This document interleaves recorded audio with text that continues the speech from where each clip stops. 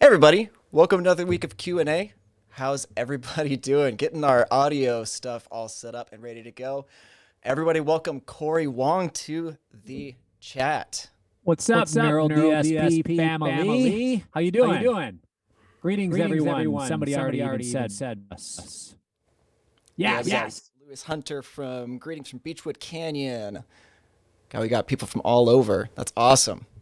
I like that. I like that. Nice. Run around 666 says, love that Neural finally did a clean, focused project. That's awesome. Yeah, no, this was. Yeah, I'm happy. I'm the clean guy. I'm clean, both in my language and in my playing and my tones. I try to keep it clean all around. You're not going to see that parental advisory on this plugin. This is clean. Mm-hmm. Yeah, it looks like you got a lot of big fans in the chat right now. Looks like is there echo? I don't know. I can't hear any echo on my end, so I'm not sure.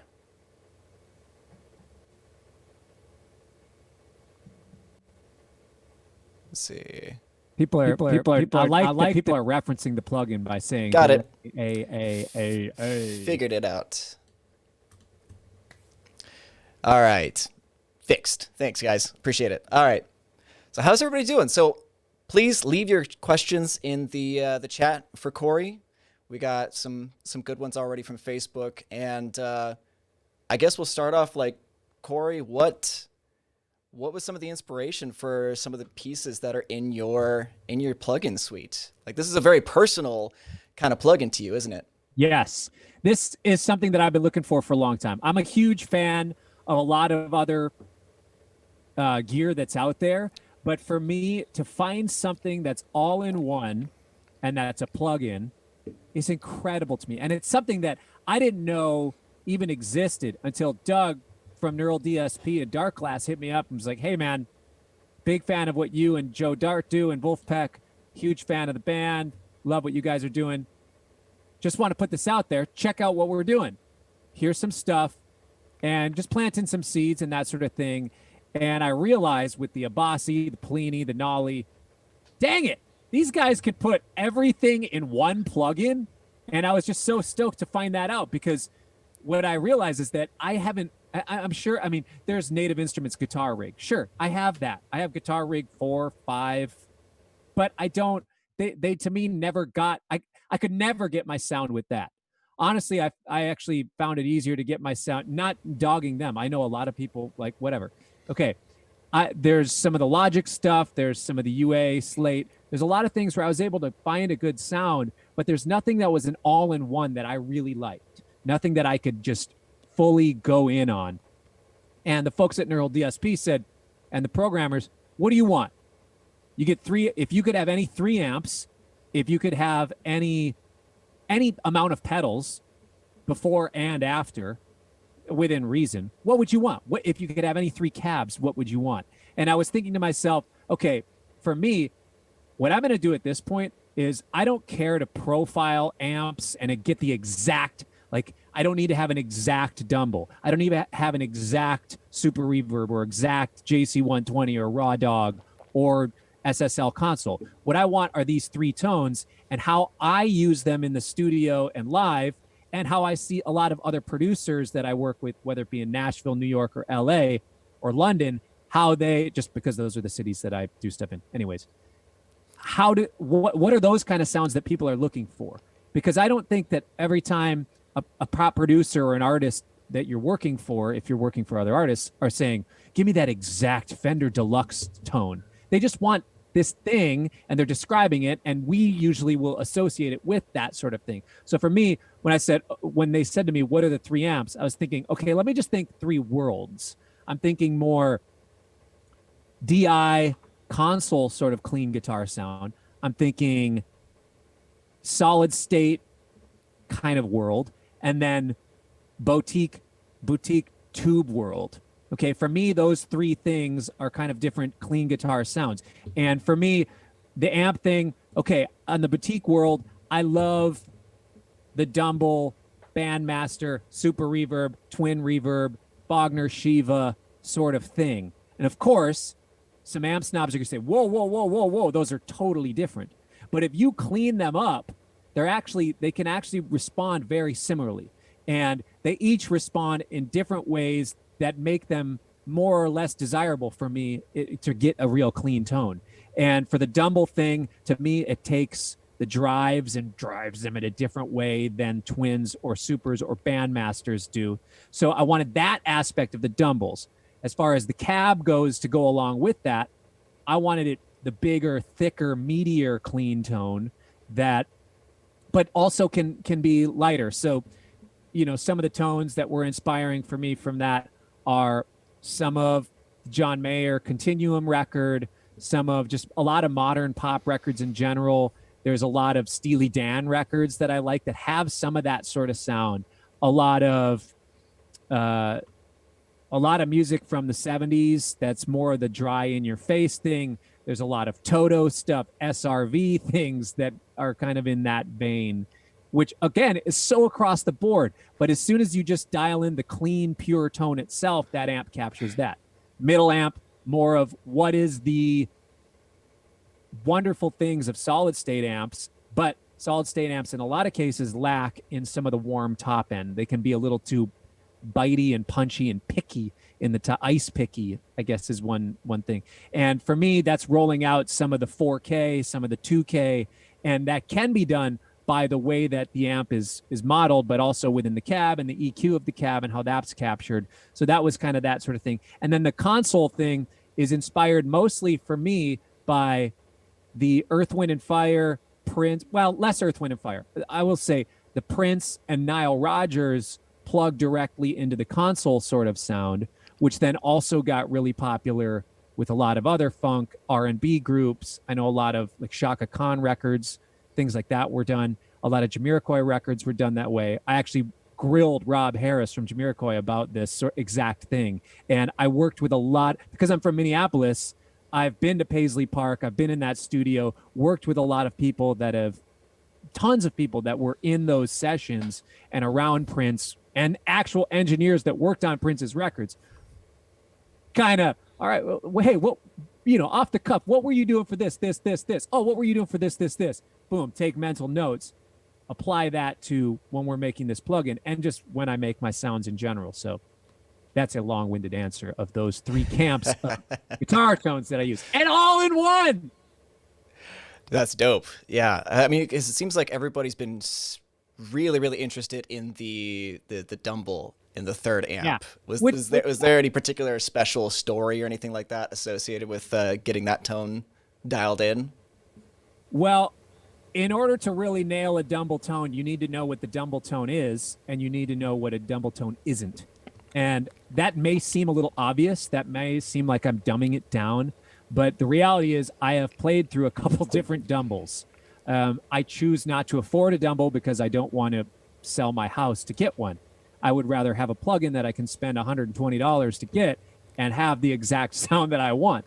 Anyways, I have a couple friends with Dumbles. There's a couple people in the industry that have Dumbles. I've played through them with different cabs. I've played through a bunch of different of the Dumble clones. I've played through dozens of Dumble profiles and simulators in various forms of various manufacturers. I've owned pretty much every amp sim hardware piece and software piece that there's ever been.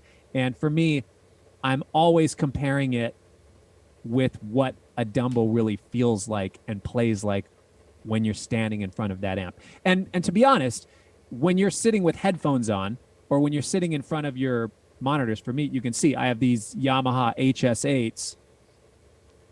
It's not a fair apples to apples comparison on what does it feel like to be on stage, at a 10,000 person venue, blaring your Dumble, and it's going through the front of house and the monitors and all that stuff, versus me sitting in my basement in front of these monitors. You have to be able to get into more of the objective. So the fact that I have live recordings of me borrowing my friends' Dumbles to play certain gigs, and I have the sound check recording from that, and I know what it sounds like. I have me just standing in front of the amp and feeling what that feels like. I'm trying to recreate all of those things when I'm making my tones. And the relentless pursuit for that on the side of Neural DSP and myself, they know what it should sound like too and feel like. I think that's the big difference here. And not to say that these other companies don't. Plenty of people have had Dumbles in front of them. But I think from the programmer side and also the player side, that's where things sometimes get a little bit convoluted. Like even working with Neural DSP's programmers, they were incredible. They are geniuses. But through some of that process, I think both of us kind of were shaking at scratching our heads at, oh, why are you thinking about it this way? And then for me, I realized, oh, because these guys are programmers. They want to get the exact thing. They want all the binary code to line up in a way that needs to line up. They need the ones and zeros to line up in a certain, that's a figure of speech, but they want this exact thing to feel like the way that they modeled this. And for me as a player, I'm saying, well, here's some things that are a little more subjective that I'm trying to turn into objective things that they were saying, oh, okay, I get it. And them also being musicians themselves, I think that's where the collaborative process really, we were able to take advantage of that and come up with a really great product, is because you have some genius programmers and you have me and some of my friends in the guitar world who are, very relentless in, if this thing's going to have my name on it, I've got to make sure that I 100% sign off on it. And there was never any pushback from them. It was always just a confusion of, oh, you want it? Okay, this is what we're going for. And they nailed it. Every time I asked for something on all three of the amps, all of the effects, I think what we did is we found the balance between what a player is looking for, somebody who plays live and session, and then the programming side of it. Because I do want to play this live. I do want to use it in the studio.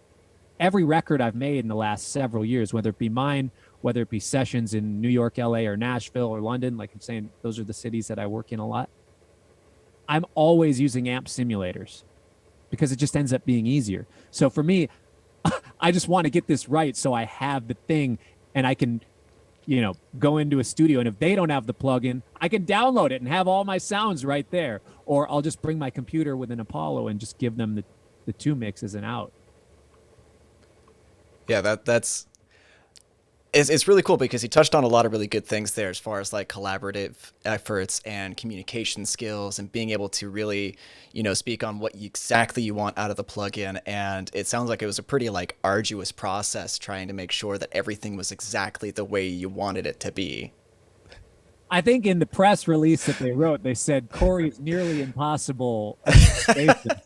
And I appreciated that because it on both of our sides, we want it to be exactly right. We want guitar players and producers to be able to pull this thing up and go, whoa, this is the sound. This is the thing. So whether it's an exact Dumble thing or it's just Dumble tweaked to how me and or how Neural DSP and I think that it should be presented in the context of a plugin, I think that actually outweighs everything because this is giving us the exact thing. Yeah, that's amazing. I love it. Let's see. Shahar Bar is asking, can you briefly discuss how you use the delay? Yeah. So for me, the way that I look at it is it's either mono or stereo, obviously. And for me, when I use delay pedals, I will typically use them as a tap tempo. I know a lot of cats just throw it on as a extra thing that's kind of floating around. For me, I never have gotten comfortable doing that sort of thing. So anytime that I use delay, it's in the context of actually playing, having rhythmic value in the thing. Because can you hear me? Can you hear my guitar? Hold on, I'm going to mute my mic to see if you can hear my guitar. Okay, so I'm going to turn on my delay, and I'll show you just a second.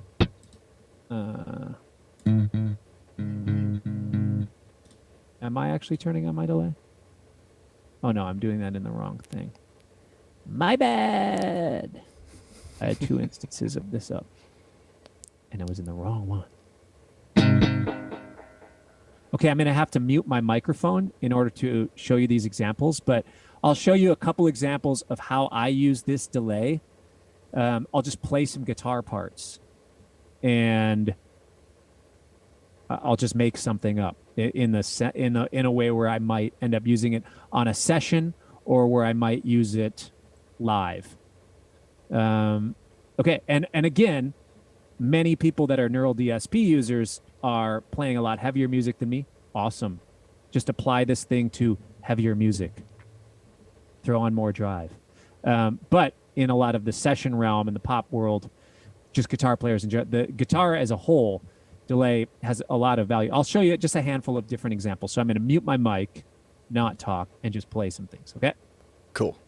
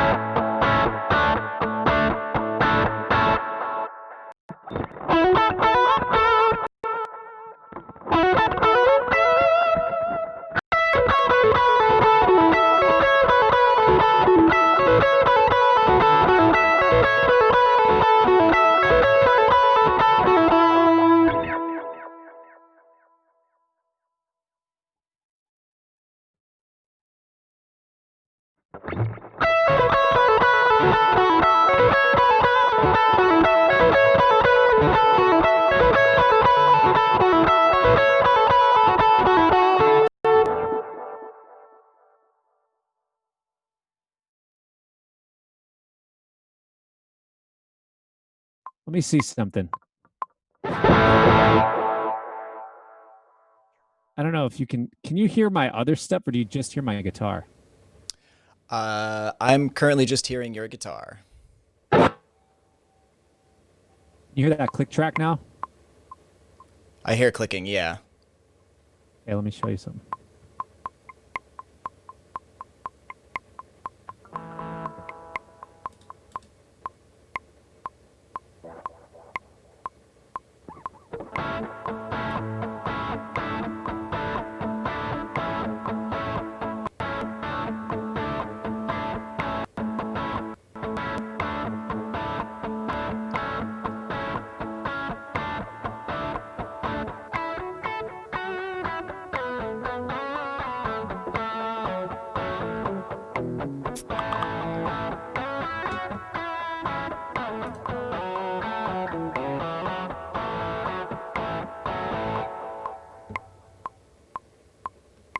Bit there so you can, with the click, so you can hear in the context of a track.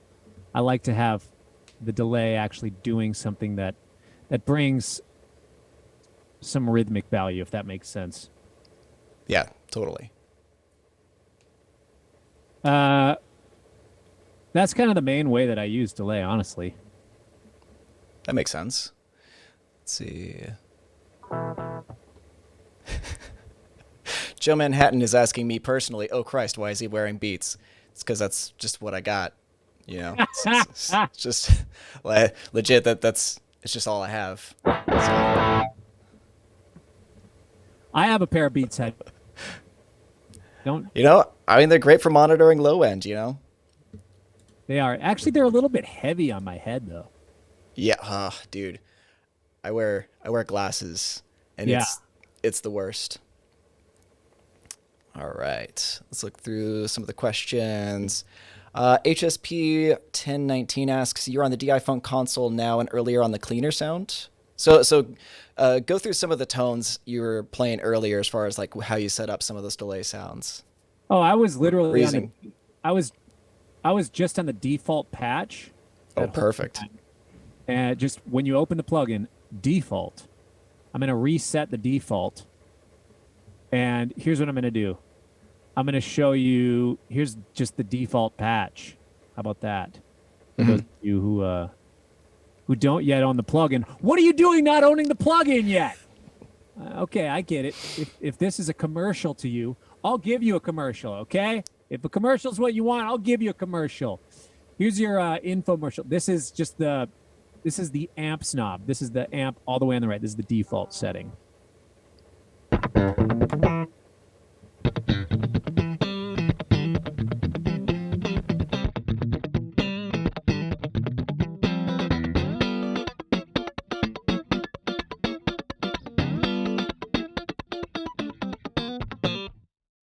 And I'll just play like that exact same thing, going to the clean machine, the amp in the middle.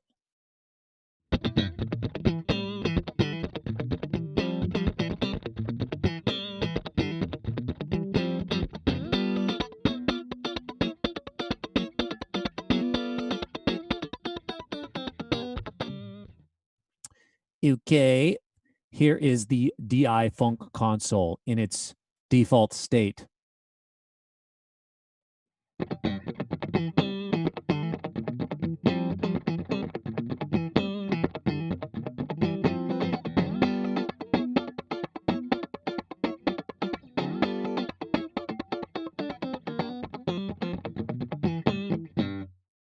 And actually, one thing that I like to do with the default console a lot, or DI Funk console a lot, is just make the cabinet inactive. So literally just I just double click the cab portion and the cab is off. And what you get is a little more of that actual, like the old school Prince sound.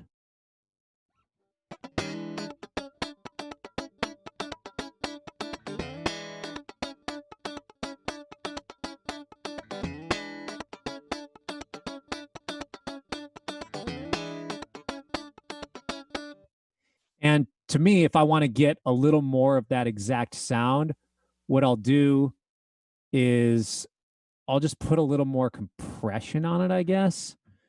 So let me give you that one.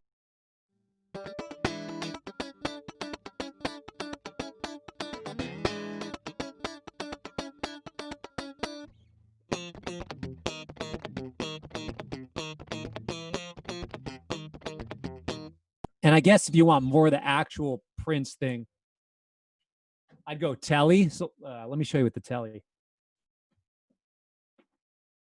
Just because it's fun. I don't know if it's in tune. We're going to find out immediately.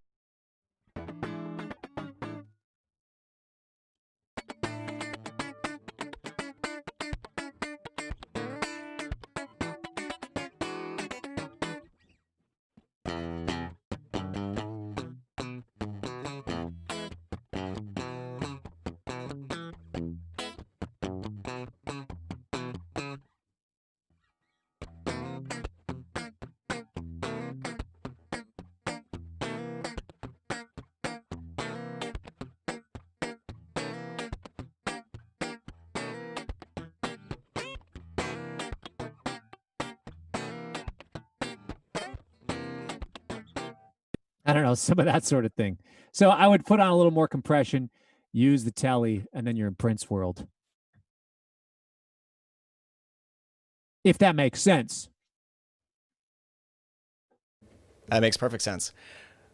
So actually, after listening to a bunch of that, I'm actually kind of curious. So Neural DSP has always kind of been seen as like a metal, company. We've had a lot of metal stuff with like Nolly, Abasi, Pliny, the Fort and Cali, Fort and Nameless, all that kind of stuff. Were you at all surprised at the reaction of the user group to your plugin? No, I knew it would be a surprise, and I know I mean, I'm familiar with the Neural DSP catalog of plugins because I did due diligence in researching the products across the entire line and just the people involved. Like, do they seem like good people that I would want to be associated with? To me, that's a really important thing.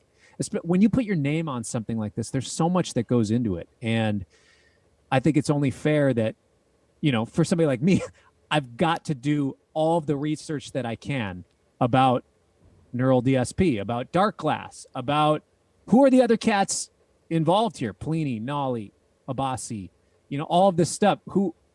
Who's all in this inner circle, and what is this inner circle like? And for me, came out looking good, passed the smell test, passed the deep dive research, and I realized through that whole process, oh yeah, it's a lot of metalheads, it's a lot of gent stuff. There's a lot of there's a lot of subgenre action, but in general, there's a lot more heavier stuff.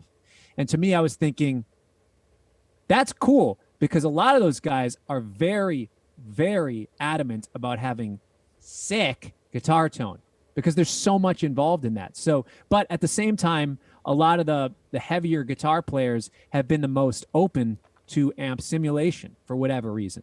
So for me, I knew going in that the current fan base of Neural DSP and that sort of thing was into the heavy thing. Great.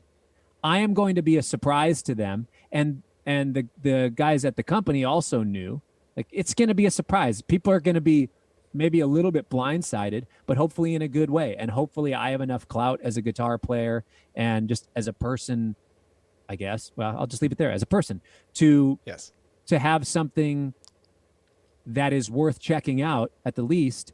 And then, even at the very least, just check it out. Because I think as soon as you check it out, if you want any clean tones, the product will sell itself.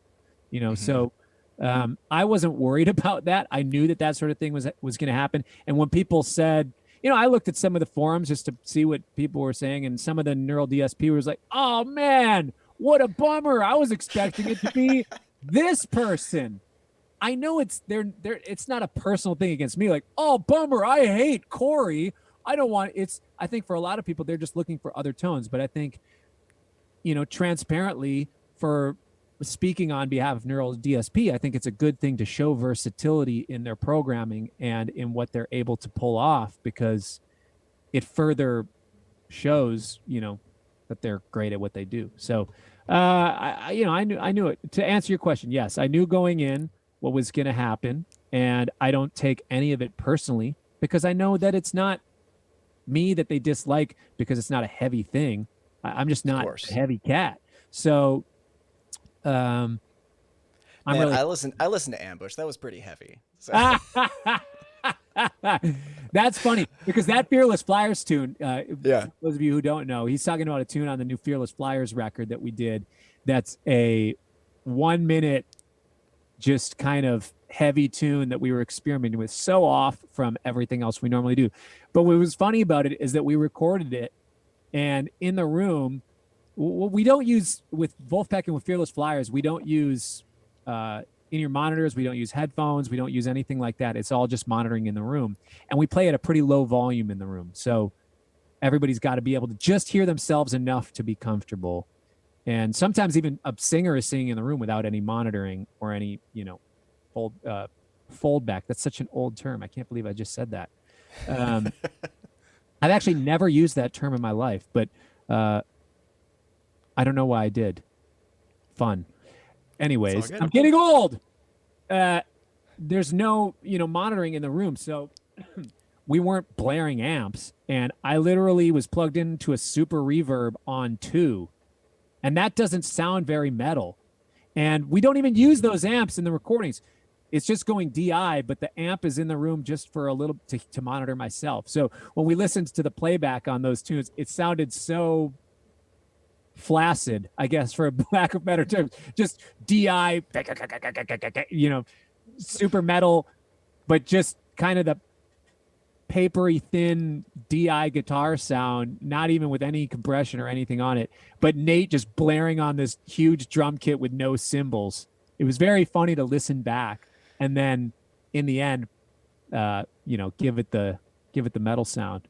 Yeah, dude, the drums were so good in that. They were so solid. Like I love that he was using the floor tom as that just to emulate that double bass pattern. It was so cool. Yeah, it's funny because a lot of people that were from the heavy music community, like I've never seen that sort of thing before. Really? Because R&B drummers use that all the time. I see that a lot in gospel drumming and a lot in the R&B scene. You see that sort of thing simulating a double kick thing,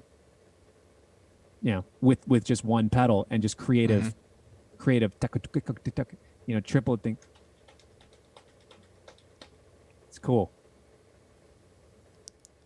All right. I think somebody asked. I don't see the comment anymore, but somebody was asking about the particular pickups that you prefer to use. Yeah. So this set in here is a kind of prototype Seymour Duncan set that we've been working on a little bit. That's a little bit more of a hotter wound Antiquity. I like the Seymour Duncan Antiquity pickups a lot. Wonderful sounding pickups. They do have sometimes a little bit of buzz, like any vintage guitar pickup. So I don't mind that. But also, I've been playing on the Fender Ultra series lately. They have these noiseless Fender pickups in here. I don't actually even know exactly which ones they are. Mm-hmm.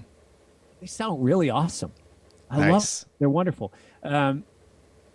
Same thing like my Telecasters, Seymour Duncans, and a lot of times actually though in the bridge, what I like is more of a humbucker or a stacked humbucker because the tone is normally a little too thin for me compared to in fourth or fifth position up top. Awesome. Yeah. Frederick is asking, can you talk a little bit about the wah or wah auto wah? It's the first digital one that I've tried that feels really natural sounding. It sounds amazing, he says. Cool. Well, thank you, Frederick. That is something that we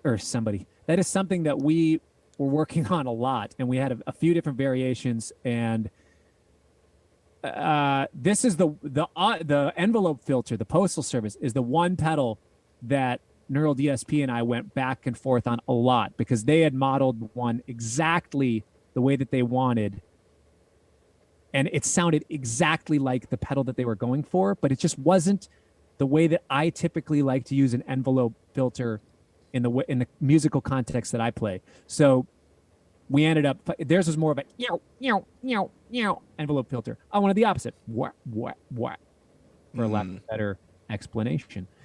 So that sort of thing, for me, when I hear a lot of modern pop tones and a lot of R&B, a lot of soul music, and just in general, the kind of envelope filter that I like that sort of thing. And you even hear it in a lot of EDM music. There's a lot of that sort of thing beyond just the sidechain thing. So why don't I just give an example? But it's kind of based off of, I've tried a bunch of different things. I liked, there's this, I think it's called the T-Wah. I liked that for a while. It was this little envelope filter pedal. And I liked there was a Maxon auto wah or envelope filter that I liked for a long time. And I was using an H9 for a little while. And they were getting really close. And I kept trying to figure it out. But I had never actually had a company saying, what exactly do you want, Cory, until this came along. And now we were able to dial that in. So I'll show you some examples. But really, to me, this envelope filter, I like the four knobs with the range, attack, sensitivity, and decay. You get a lot of spectrum of sound that you're able to get your kind of Jerry Garcia, Grateful Dead wah. You're able to get the more synthy sounding wah. You're able to get the more poppy sort of envelope filter sounds. And also, a lot of cats that are using the envelope filter now, like I use it a fair amount. John Mayer does, Tom Misch, a lot as far as the clean world. So I'll show you an example of that really quick, and then we can dive into the wah. Perfect. Here is just the default. Sorry, I think I got cut up. I cut myself off. I'm just gonna re-default my patch. This is exactly default, straight out of the box. I'm just gonna go over and turn the envelope filter on.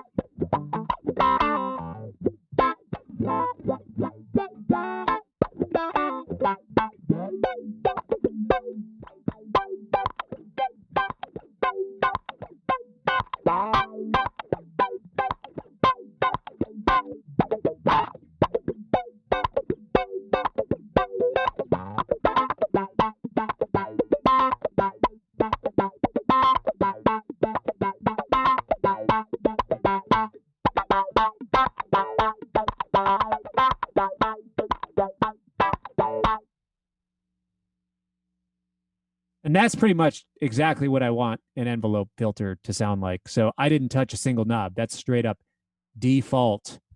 As far as the wah, I don't have my MIDI thing plugged in right now. My Morningstar. I normally use the Morningstar MC6 or MC8, which is nice because I can just program it on a web browser. I plug it in. I just press a button and it pulls it up in the web browser, and I can tell it exactly which MIDI command I want it to be, and then assign it to the archetype Cory Wong, to any parameter, which is wonderful. And for me, I use the Roland EV5 expression pedal because it gives MIDI signal. I don't know what other expression pedals give MIDI signal, but this one's great. This one works nice. And it actually sweeps a little more like a real wah.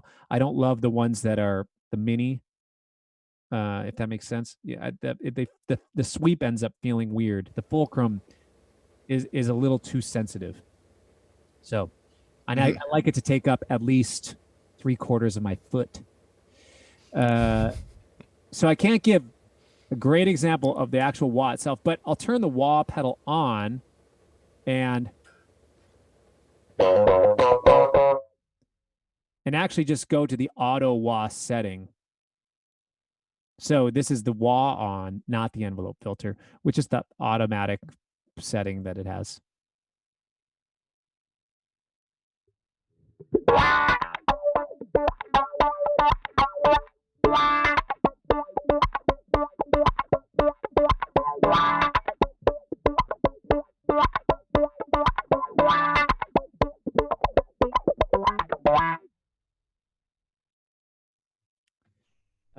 And that's kind of that. So I love the wah itself because for me, it sounds, I don't know, it just sounds like a classic wah. That one, not as much, because for me, the way that I like to use wah, I like to be able to rock it forth, back and forth in time, which is not possible on an auto wah, obviously, but the way that it chases end is great. So to me, the wah is nice because you can also set, as far as your position. So when I set up the minimum and maximum position on this wah, the range from 0 to 127, and for those of you that don't know about 127, that's just basically MIDI maximum. That's maximum velocity in MIDI. So when you program your expression pedal, when it's at its maximum value, it's at 127. And for me, that's toe position. Heel position all the way down is 0. So you can program this thing in your own MIDI programming that if you think that it sweeps a little too high for your taste, what you can do is make your minimum expression pedal, your heel value 0, and your toe value, your maximum value, instead of 127, you can dial it back to 120 or 115. For me, I like this full spectrum of the wah, but sometimes actually what I'm noticing myself doing is making the bottom actually more about 10 instead of 0. But that's just to my own taste. I wanted this wah to act, and so did Neural DSP. We wanted it to accurately represent a wah in the way that most people are used to it, but give you a little bit of tweakability within that sort of thing. And it's wonderful. So for me, I normally set my minimum value to 10 instead of 0. And it's just a little less on the bottom part of the wah sweep. If that makes sense. Hopefully it does. Yeah, that makes perfect sense. So Sylvain is asking, do you use the plugin live or rather in studio? Do you add any other analog or digital gear, which I'm going to guess probably because it's fairly new. You haven't been able to use it in many productions, but do you have productions coming up that you're using it on? I have not played live since the plugin came out, but I plan on it. Mm-hmm. I think it's great for being able to do this. For any gig that I would be on in-ears, totally, I would use it. There's certain throw and go festivals where you don't really get much of a sound check. Sometimes some of these gigantic festivals, you'd be surprised. Like we played this festival and like even Austin City Limits, we played Austin City Limits and we're playing right before Red Hot Chili Peppers or something. And there's tens of thousands of people out there just watching us sound check and we're not using in-ears. We're just sound checking right in front of the people. Band in front of us finishes. We have 30 minutes to get all of their gear off the stage, our gear on the stage, and sound check, and then boom, hit it. Meanwhile, tens of thousands of people are watching, which is fine. That's just part of the gig. And I think that's actually kind of one of the fun parts about it. Some bands don't acknowledge the audience or kind of pretend like, oh, I don't want the audience to see me before. I don't know, whatever. The reality is, we're showing up to work and you're just watching us prepare to work and we're going to have a fun time. We're going to entertain you, whatever. So in some of those settings, maybe I wouldn't use it, but in those settings, if we had brought our own soundboard and we brought our own in-ears rig, it actually would be a lot easier because then I just plug the lines in and I can trust my tone is my tone right there rather than relying on a backline amp. I'm fine relying on backline amps, but if I had my exact tone right away, great. So to answer your question, all of my studio stuff, I've been using this. I've tracked on probably 15 or 20 records in the last few months while using this plugin. Some have been in beta since it's only been out for a week and a half, but it's been really great to use on sessions and it's been great to use for production work. And of course, live, I'm gonna try implementing it and hopefully, it's a lot easier to bring this on an airplane than it is to bring a Dumble or a Super Reverb.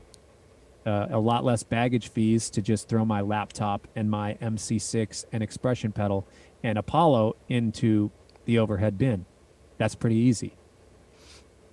Yeah, that I totally agree. Considering the amount of equipment you would actually have to lug physically to have the equivalent of what you have in your plugin suite, it would be just untenable to travel with it. Like just taking your laptop is so much easier. Yeah. And to follow that up, sorry, I no worries. The long game, transparently with you is hopefully be able to log these sounds into a quad cortex. I personally do not have one. For anybody who's wondering, I don't have one, and so I don't have one either. So neither one of us can tell you whether we love it or not. I think you probably played to them, but if it could load this stuff on, what I will do on basically every gig then is just have a quad cortex and a redundant, meaning just a backup rig. That's what a lot of tours, big tours, what you end up needing to do is have your rig there and a second one. And I do the exact same thing with analog gear too. Whenever I have gone out on tours and I've had a pedal board, I always have a backup pedal rig. So it wouldn't change my flow very much as far as, if anything, actually it's bringing a lot less. But sometimes I'll probably bring in some other pedals or things just for fun and something different. But this to me has got what I need. Absolutely. No, I could definitely appreciate not having to lug around heavy equipment. Just the simplicity of use is of value. Yeah. You can save yourself time, save yourself some physical pain by not having to lug 150 pounds of equipment around. It's a no-brainer. Yeah. Mr. Kiyami is asking if I want to get the Where the Light Is John Mayer concert Nokia tone, which is the one by default closest? All right, let me pull it up. I got you. There's several different tones in it. Okay, so first off, which song? And third off is this. That record actually is 3 parts. So for those of you that don't know, I think the Live in Los Angeles is that actual album name, but it's at Nokia Theater. He did 3 He says meditation solo. Oh yeah, totally. That's probably the starting point, but there are other tones. The So basically the first set was a little more solo. The second set that he did was the John Mayer Trio, which is kind of his more bluesy thing. In that case, you're going to want to live in the amp snob and probably the tuber to get all those tube screamer sounds. And mine, by default and by design, you might need to crank the drive on mine a little more than you would the actual pedal.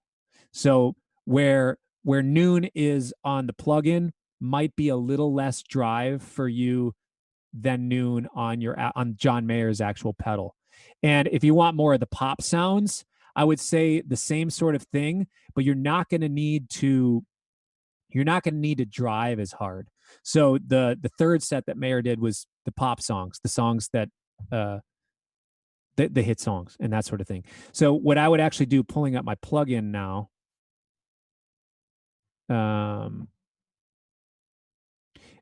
where I would start is the amp snob in the default position.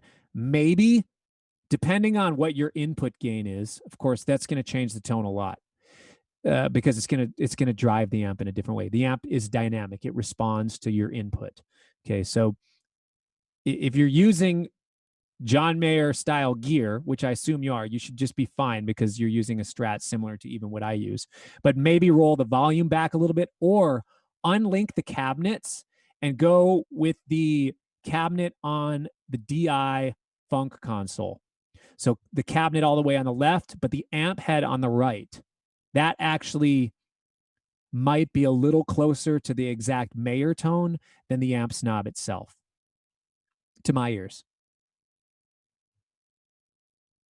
But honestly, I mean, his tone on that record, and that sort of thing, I have a couple friends that have played with him or played for him, and I have some friends that have done a lot of work with him. So I think that would be probably the thing. We should get John to just get the plug-in and have him dial in his tones. Hey, if that could be set up somehow, I'm down. I'm down to do that.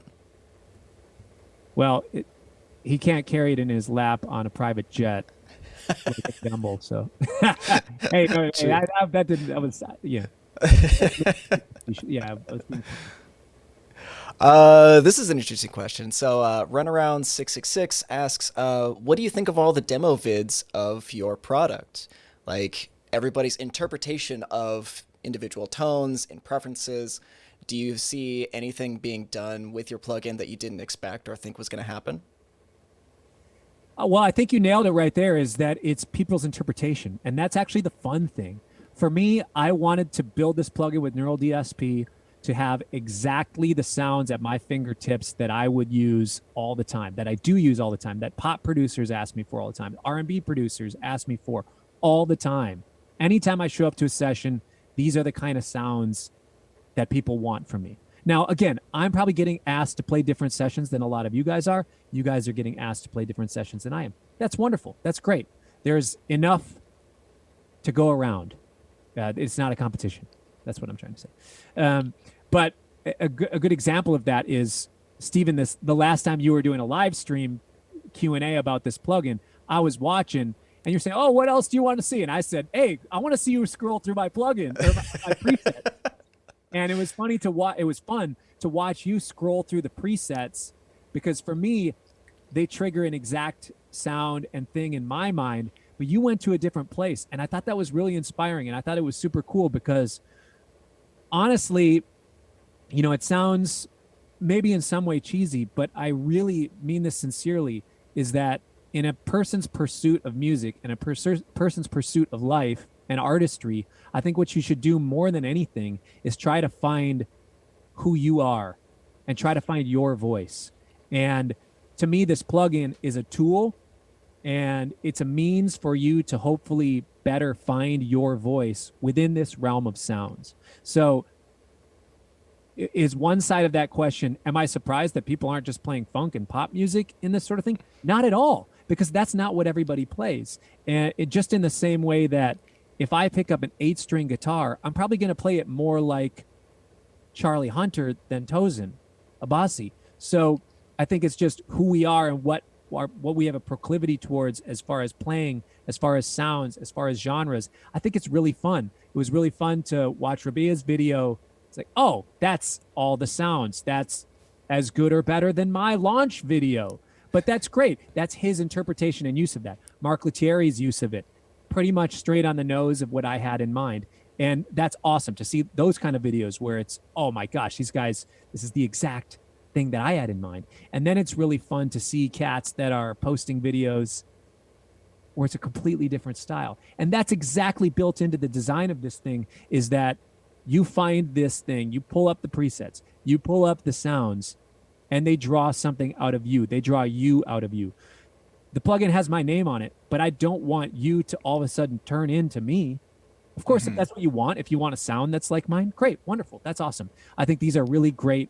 Obviously, I think these are wonderful, perfectly crafted, clean sounds out of this thing. But more importantly than anything, I think there's a lot of value in pulling up this plugin and finding more about your own voice on the instrument using these sort of tones. So I love watching the videos. I've been on Instagram all the time, just checking out what people are posting, tagging me, checking out YouTube, seeing the reviews, seeing what kind of things people come up with, because it's really fun. Actually, the most creative stuff I found is with the shimmer part of it, because I think that maybe was a surprise for a lot of people in this plugin, and the envelope filter. Those two things are really interesting to see how people interpret those.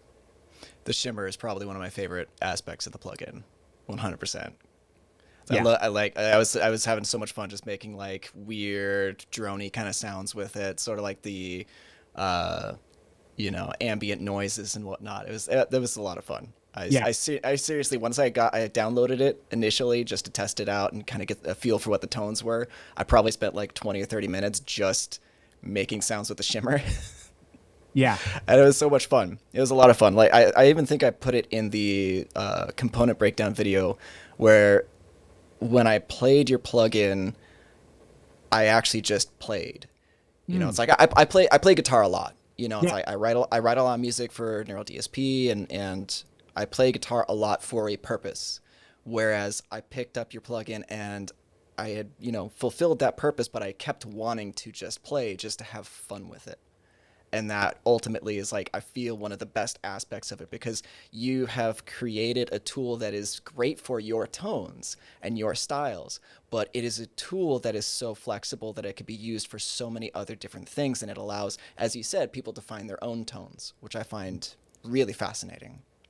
Yeah. I think it's really awesome. And that's super cool. And honestly, the shimmer thing, little story about that is, again, my nearly impossible expectations as was written in the press release, but also the relentless pursuit for achieving the exact thing. In the shimmer, in the wash, there was a handful of things about it that I absolutely loved from the beginning. Wonderful. The shimmer was one that from the start, I was thinking the first beta that I got, it was cool, but I didn't love it. And then the next one, we got closer, and then we got closer, and I was just like, I don't know. It's not, it doesn't give me that thing where I just want to sit down and play it like you're talking about. Mm-hmm. And I was like, maybe we should just can the shimmer. Maybe we just don't put it on there. I don't know. It doesn't feel like with all these things, I wanted everybody to feel like exactly what you're saying. I just want to plug in. I just want to play. I want to find my sounds. I want to find my thing. And then finally the guys were like, no. Just give us one more chance. Tell us what is not working for you. What is working for you? I said, okay, I think it's these things. Boom, boom, boom. Boom. Next time they sent it, I turned it on and I played my guitar for 30 minutes without stopping. And that's, another great example of collaborating back and forth, where I might have, if it were me programming the thing myself, I would have probably given up after 5 tries. Like, I don't know, I can't nail it. They were nailing it, but we were just shooting after different targets. I like to use the dartboard analogy a lot. Like, I was shooting for 17s because that's what my team needed to win this game, but they were going for bullseyes, Right. And I think that's okay. That's another thing that a lot of people, in music and in sounds in general, that people don't always talk enough about is, just because something is not to your exact preference doesn't mean that that person is not, or that company is not nailing the thing. In a lot of cases, that is. Let's not lie. But sometimes people are nailing their bullseye, but they're just aiming after a different target than what you are. So sometimes the communication of that sort of thing just needs to be made a little clearer. And then we nailed it. So I'm super happy that the shimmer's on there. I'm stoked. Yeah, me too. Me too. That's going to get used in a lot of my music. Oh, yeah. Awesome. So it's 2:10. So why don't we go ahead and put out a call for the final questions, and we can just start wrapping things up. Sure.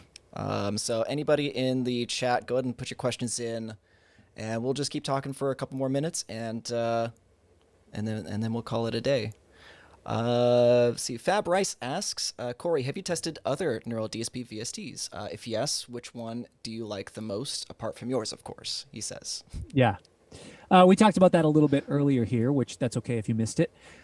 I think what got me connected was the Abasi plugin. That's where I really was drawn in. That was to me where I realized, oh, these cats aren't messing around. The pedals in that archetype are insane. The other one, the Nameless. So I work with a pop producer a lot named John Fields, and John is going to put together some presets and things too. And I think he might, some of you that are following some of the Neural DSP stuff, you'll see some things from John. John has produced tons of records for huge pop stars, a lot of records that many of us wouldn't care for at all, many that a lot of people really like. Regardless, he's an incredible musician, and he gets sounds. He's made some incredible, some just insane records, right? And I told him, hey, I got this plugin. I want your opinion, because he and I are good friends. We'll play on each other's stuff. He's helped mix a lot of my stuff. What do you think of these things, this and this and this? Is this company worth dealing with? And he immediately called me. He was just like, oh my gosh, that Nameless plugin is the greatest Marshall sound I've heard in my life.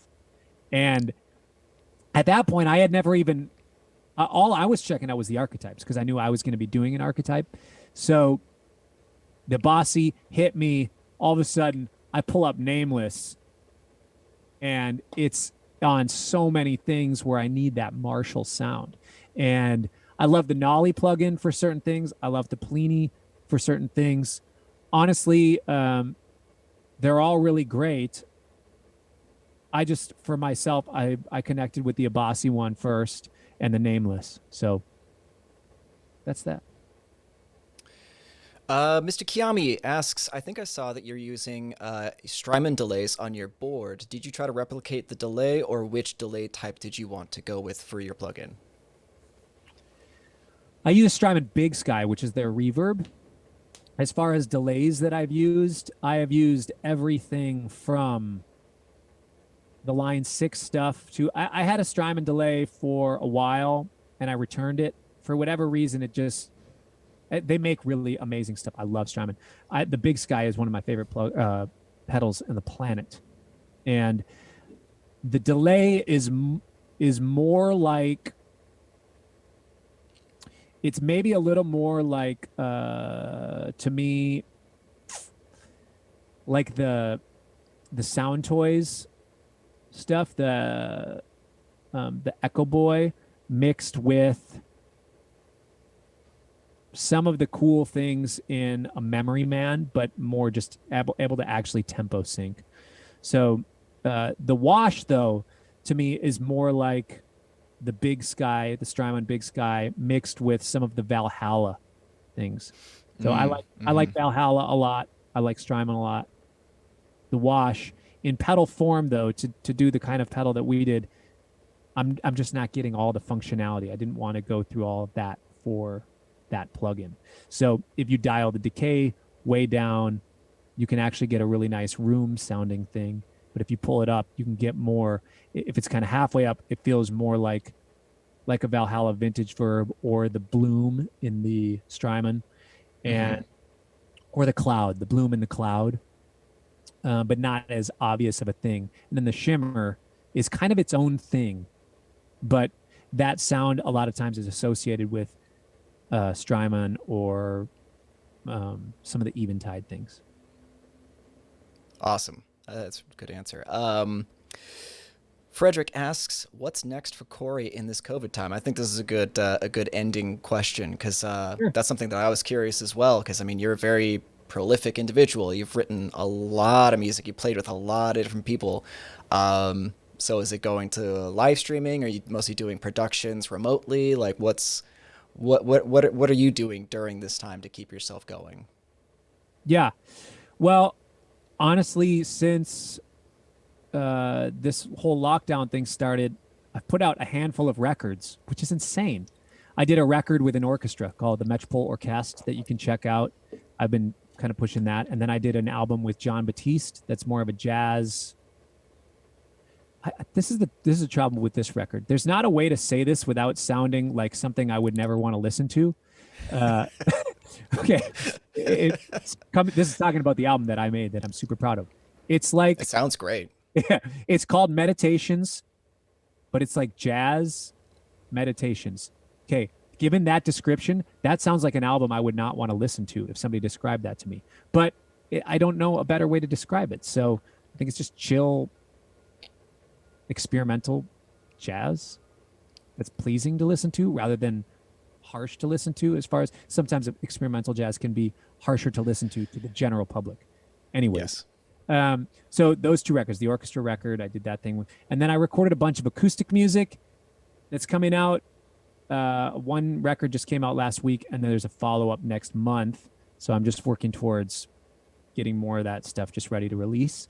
But Wolfpack also has been doing a slow drip of our album for this year, kind of month by month, track at a time. And Fearless Flyers has been doing the medium drip of kind of one song a week. So we have a couple more songs left to come out for Fearless Flyers for that album to be fully out. Wolfpack has a bunch of things still coming out. And I'm just doing a bunch of writing. I have a couple shows in Minneapolis, outdoor shows, because I've been really diligent about being safe. I have some family members that are that have some underlying medical conditions, and I don't want to put any of them in trouble or danger. So I've been pretty careful about being on lockdown, and that's, got its ups and downs, of course. But I'm going to play a couple live shows, keep recording from home, and just keep plugging away. I don't know. I feel like this time I have to go harder than ever. Like, I make my entire living as an artist. And when a big portion of that being all touring and live income goes away, in some ways I have to go harder than ever in all the other areas. So my YouTube game has been kind of weak over the last few years. I just kind of put out the stuff that I make, and I don't really do the YouTuber thing.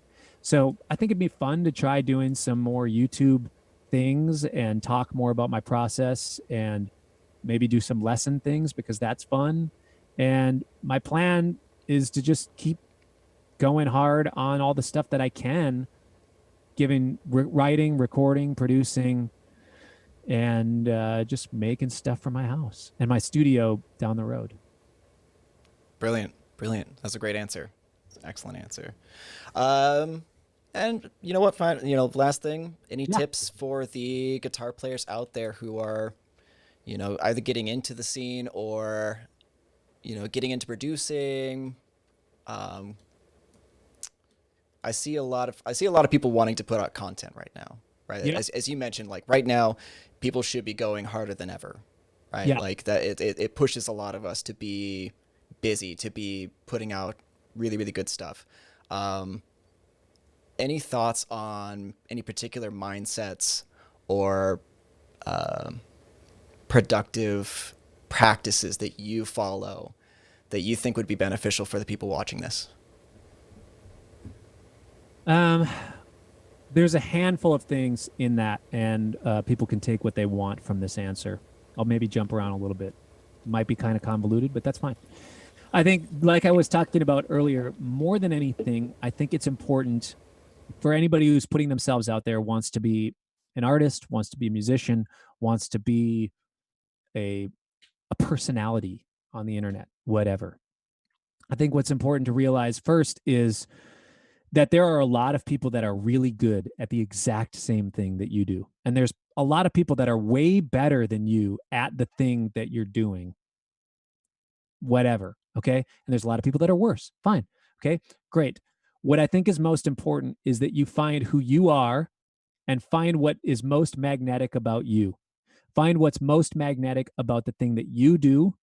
What is your unique voice on your instrument or your thing? And how does that represent who you are as a person?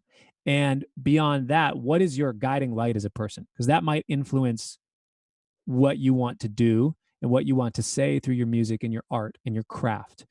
And then with that, what is your art and what is your craft? What's your guiding light? What is your voice? What is your thing? And then what is your craft? How do you work on the excellence of that? So finding your voice and finding your thing, knowing that there's people better and worse than you, is not a way for you to cop out and not work on your craft. There has to, and there is always now an expectation that the craft is a given. Okay. There's so many amazing players and there's so many amazing artists out there. What is it that makes unique? What is it that separates you from them? Why are you as a guitarist?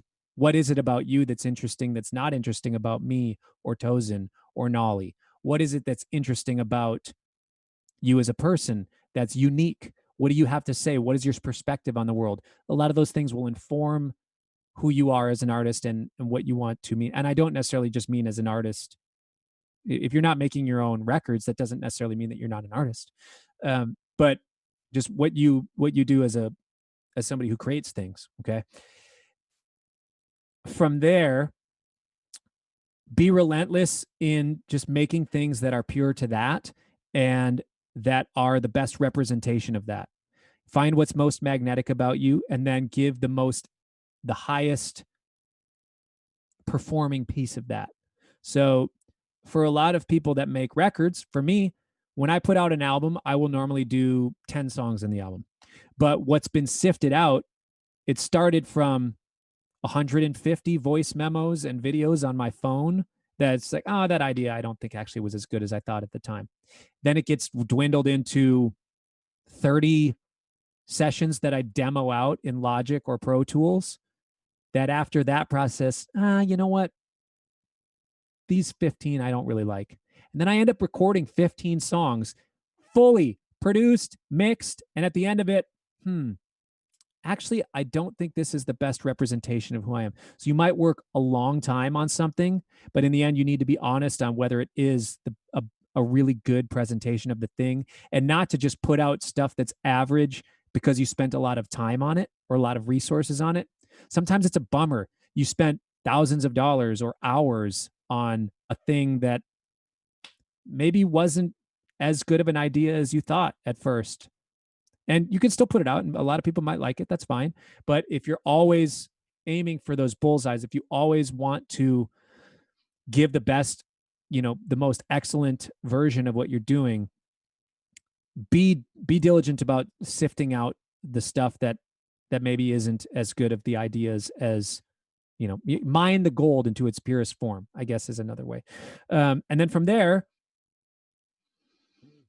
I think find, as far as platform, there's some people who perform really well on Twitter because they're witty and they can put things into a couple sentences, and that's where they shine. Some people, they make really cool little videos and then they shine on Instagram or TikTok or whatever. And some people make really well edited, highly professional looking things and they thrive on YouTube or something. And some people can write really well, so they're going to thrive in writing lesson material out in book form rather than in video form. Or maybe you're somebody who's got a more charismatic personality that's it's actually better for you to be able to explain things on a camera than it is on a page. So I think finding your format is also something that's really important. But also, I'm going to just keep going because I'm feeling it. Producers, if you want to get into producing, if you want to get into session playing, writing, that sort of thing, find something about every type of music that is enjoyable. Find something, some sense of value. If you don't listen to pop music, find something value about pop music. Listen to a song. There's always something. If a billion people streamed this song, a billion people aren't wrong. Just because you don't like that song doesn't mean that they're all wrong. Okay, there's something definitely right about that thing. If there's millions of people who like Mark Rothko paintings and you don't, maybe you should try to find some value in okay, I don't get the squares and the rectangles. I don't get it. I don't get that it's just kind of it's paint on a thing. It's a child could do that. Find the purpose in it. Find the message. In pop music, try to find something that's interesting about the mix, the lyrics, the way that the rhythmic things interact with the soaring things, the arrangement stuff, just the ability to distill a story into a 3-minute package. Find some value in that, and find some value in all types of music, because what it'll do is it'll help open your mind when you are starting to produce for other bands. I've had bands hire me to produce their records, and I didn't love the band, but I knew that I could help them make a really good record. I liked them, and hey, they also happened to pay pretty well. That's nice. Now, does it mean that I'm not going to do my absolute best? No, I'm going to give it my 110% because I want to bring value to that band. And just because I don't love their music, I need to find what it is about their band that I do latch onto. And most importantly, what is it that their fan base really latches onto, and what is the message that they're trying to say through their thing. So if you're working on other people's music, try to lock on to their vision and what it is that's magnetic about them. And I think it'll help you to appreciate your role in it a lot more. That's it. It's a beautifully crafted answer. I think that was a great note to end on. So, with that being said, thank you so much, Cory, for coming on the live stream. This was amazing. I really enjoyed the time. Thank you all hanging out in the chat and asking great questions. Yeah, as always, we'll go ahead and see you in that next one. Peace. We'll see you in the plug-in.